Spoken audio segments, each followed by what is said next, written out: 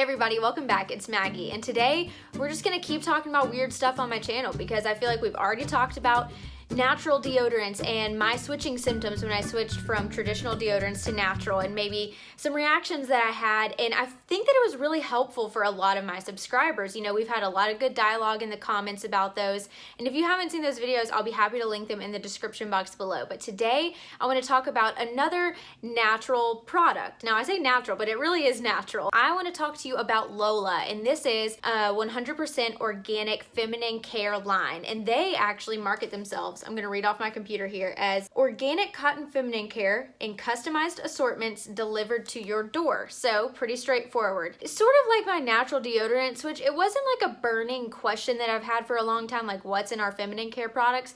It's just something that was like thrown in my face enough, I guess, through advertisements that it finally made me question it. Because I'm like, why are companies coming out with this 100% organic cotton product when that's what I thought I was already using? You know, not that it was marketed as organic cotton, but I just never really thought about anything else being inside of the feminine care products that I use. So why does LOLA exist? So I did a lot of reading before I subscribed to it and finally decided to take the plunge, because if you didn't know, the FDA is not required to disclose to you what is inside your feminine care products. That's a little scary. So a very staggering statistic that I learned off of the LOLA website is that women use up to 10,000 feminine care products in a lifetime. That is a lot. And not only are you using this product a lot, but it's also going in very sensitive areas, and it's also inside of your body. So I know that we worry a whole lot about the food that we eat that's going inside of our bodies. A lot of people in natural care and natural beauty worry about, you know, the types of lotions that are being absorbed into the skin. So why shouldn't this be any different? I did a little bit of research to compare my traditional tampons to the LOLA tampons before buying to figure out what this company's mission actually was. Is there truly a difference? When I read the ingredients on my Playtex Sport tampons, which I was very loyal to for a very long time, they said that they were made with both cotton and rayon, whereas the LOLA organic tampons are made with just 100% organic cotton. So the stark difference there is that you have like a synthetic material blend with your cotton in the traditional and just cotton in the other. Now it also goes on to state that it was bleached cotton. Well, evidently during that bleaching process, a chemical called dioxin is released, and this chemical is actually shown in a lot of lab studies to be a carcinogen for cancer. I guess that's one reason that I'm sort of like, oh, well then if they're using the 100% organic cotton, not only is it not mixed with a synthetic material, but it's also not being bleached. You know, I'm not running the risk of soaking up that dioxin chemical when I use this product. Well, another thing that traditional tampon or feminine care companies carry are fragranced products. Now, a lot of you that might be into natural beauty may know that fragrance is sort of a catch-all name for a lot of chemicals that are not required to be disclosed on a lot of products. I did a little research into why, and it was actually pretty interesting. So back in the day, when people were naturally making perfumes out of actual like flower oils and, you know, essential oils, they were only required to put fragrance on the label in order to preserve a trade secret. So they didn't want, you know, like the next perfume company copying their blend to get the exact same smelling perfume. Well, of course, as technology developed and people understood how to manipulate chemicals to get different synthetic scents, people are still not required to disclose the number of chemicals that go into making a fragrance. So that's why a lot of people that are in the like clean beauty space warn against having, you know, any sort of product that has fragrance in it, because fragrance could actually mean a number of, you know, thousands of different chemicals. 75% of products listing the ingredient fragrance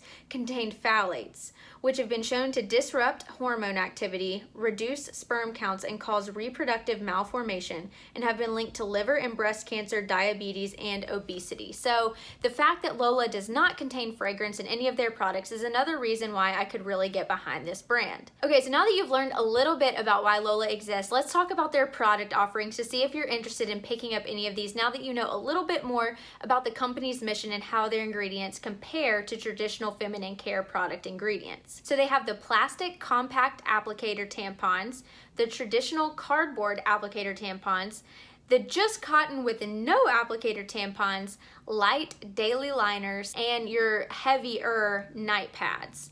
They also offer supplements that are supposed to help with menstrual cramps And they offer an essential oil roller ball that is supposed to help with the same thing. So of the products that are available, I ended up getting the 18 compact plastic applicator tampons and the 12 ultra thin pads with wings. These are what I typically would have gotten with my traditional brands that I bought. And so I wanted to do a fair comparison between what I traditionally buy and what's available from this organic service to make sure that I'm actually comparing apples to apples. So I bet you're wondering, how did the products that I got compare to my traditional products? And I will say that they performed wonderfully. I mean, I do not foresee myself going back, especially after doing a little bit more research about what may or may not be in the traditional tampons. But I bet you're wondering, how does this service even work? It's pretty easy. There's actually just 5 steps to it. So the first is to select your products. Then you choose the assortment. And this is really cool. So in my box, I actually ended up getting a split between regular and supersized tampons, but you can actually, in the plastic kind, choose from light, regular, super, or super plus, and then you can dictate the number of each type that you have within your box.